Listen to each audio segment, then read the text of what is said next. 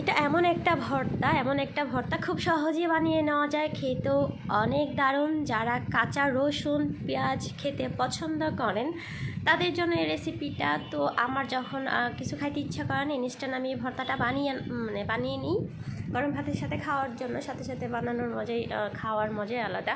তো এই যে লাগছে না লোভনীয়, তো আমি চলে যাই কীভাবে আমি ভর্তাটা বানাইলাম। আবারও বলছি, যারা পেঁয়াজ রসুন কাঁচা খেতে পছন্দ করেন তাদের জন্য এই ভর্তাটা। এই যে আমি রসুন এটা হচ্ছে দেশি রসুন, আমি ভালো করে ছিলা ধুয়ে নিছি। তো হাম্বালে আমি ছেঁচা নেব, খুব ভালো করে থ্যাতলায় নিব।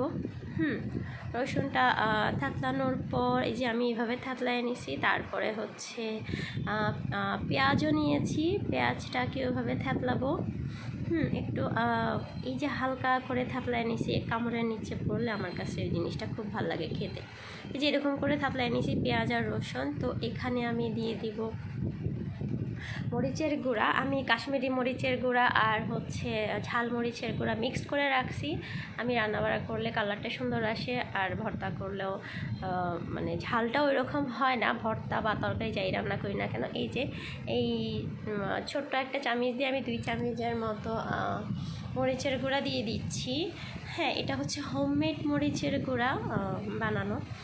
তো তারপর হচ্ছে এই যে এই চামচ দিয়ে দিচ্ছি, ছোট্ট একটা চামচ দিয়ে। তো তারপর হচ্ছে লবণ দিয়ে দিব স্বাদ মতো। এই ভর্তাটা খেতে যে এত মজা, ওই যে বললাম যারা আচ্ছা এখানে বলি, মোস্ট ইম্পর্টেন্ট, বেশি করে সরিষার তেল দিতে হবে, তাহলে এই ভর্তাটা খেতে ভালো লাগবে।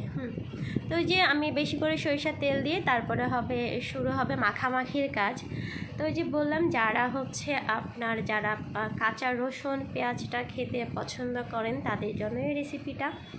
তো এই ভর্তাটা গরম গরম ভাতের সাথে, খিচুড়ি বা পোলাও সব কিছুর সাথেই খাওয়া যায়। আমার যখন কোনো কিছু খাইতে ইচ্ছা করে না, ভর্তা খেতে ইচ্ছা করে, ইনস্ট্যান্ট আমি বানিয়ে নিই, গরম গরম ভাতের সাথে খাই। তো আমার আজ ভর্তা খেতে ইচ্ছা করতেছিল, অনেক রকমের ভর্তা করছি, জাস্ট এই রেসিপিটা দিলাম। তো ভর্তাটা কেমন লাগলো, কে কে এভাবে করে খান অবশ্যই কমেন্টে জানাবেন। আসসালামু আলাইকুম, সবাই ভালো থাকবেন।